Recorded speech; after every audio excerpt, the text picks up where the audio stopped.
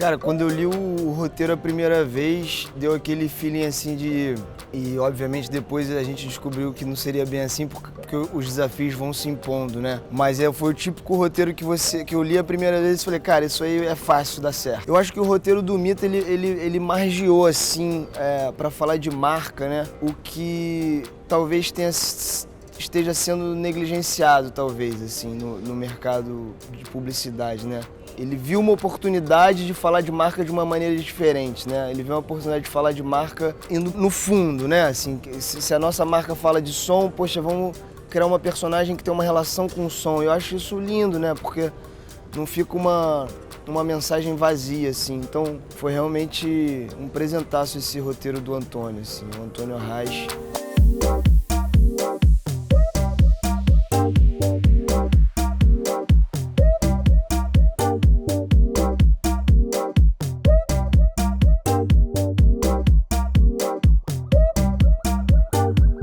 Ao entender o conceito do festival, entender que a gente está num lugar super central aqui, na zona sul do Rio, e que permite um acesso fácil, ele lançou mão dessas cenas para dar fit com isso, assim, né? Então a gente tem a cena do skate, a cena da bike, que eu acho que traz um pouco a atmosfera de como chegar no festival de maneira fácil e saudável, né?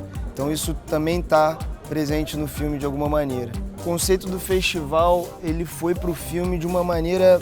Aos poucos eu fui descobrindo, assim, de repente, como trazer um pouco o festival, o conceito de marca do festival pro filme de uma maneira semiótica, assim. Então, quando a gente toma a decisão da Ilana ter um ateliê que tem planta pra caramba, tipo, né, tomado por planta, aquilo não é exatamente uma...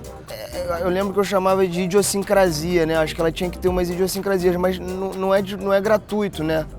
A gente está aqui onde o festival vai acontecer e se você olhar aqui nesse landscape tem muito verde, né?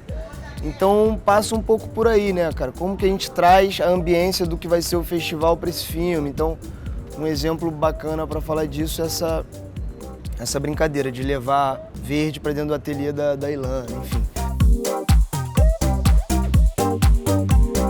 Ver o som nas diárias foi muito bacana. Isso deixou o filme realista, deixou espontâneo, natural e leve, que era tudo que a gente precisava, né? E as escolhas das locações, eu lembro que a gente tinha um desafio de produção, assim, da gente concentrar o máximo para evitar deslocamentos, né, ao longo da diária.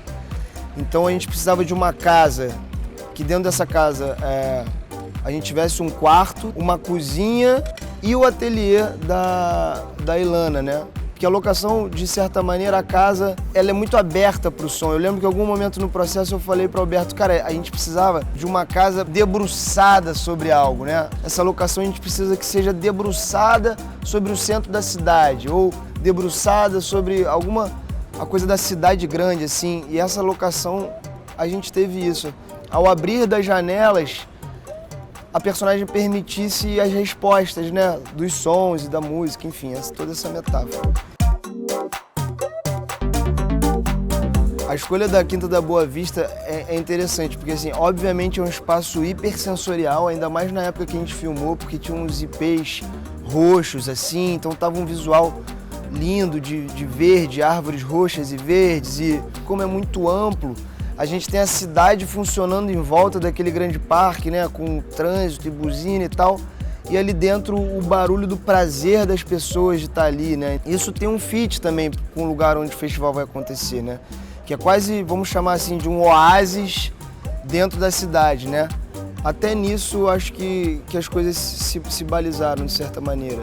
Perto da Quinta da Boa Vista, a gente tem um portão. Eu falei, cara, isso talvez dê um clima de abertura de portões, mas de um jeito elegante, fotograficamente bacana e que não fica localizado, sabe? Não é nem Rio nem São Paulo, assim. Foi um lugar interessante pra gente rodar a cena pra dar esse clima de abertura de portões. E aí eu pensei, poxa, tem a Quinta do lado, e a gente tinha uma cena de bicicleta e outra de skate, então... E é por isso que eu acho a peça bacana, assim, porque ela fala um pouco sobre o que vai ser o produto que ela tá vendendo, né? tipo, mas de um jeito mais verdadeiro, de um jeito mais intrínseco, assim, mais natural. Tipo, é quase como se o filme fosse o próprio festival. Assim, o meu briefing sobre trilha sonora e sound design. E aí mandei a referência para o Pedro Silveira, que foi brilhante na abordagem, acho que ele entendeu que a gente precisava de uma trilha que fosse fluida, não é uma música, é só uma condução sonora do clima do filme e ao longo do filme a gente salpicar de uma maneira pesando a tinta assim no sound design, né? O bacana foi conduzir com som e com efeito o clima do filme, assim. Uma trilha que não fosse uma música, mas que fosse uma condução. Eu acho que o Pedro Silveira brilhou nesse sentido. E é uma ironia, assim, é uma perfeição da vida, tipo, fechar esse arco da minha relação com o Mita, ou melhor, pelo menos dessa primeira edição, com o festival acontecendo num timing tão bacana, né, de retomada, né? Então, assim, um filme que foi tão bacana, onde eu fiz tantos amigos e fiz uma coisa bacana, culminar no acontecimento do festival num timing que as pessoas estão precisando sentir, né? Então, para falar de a música é a resposta, né?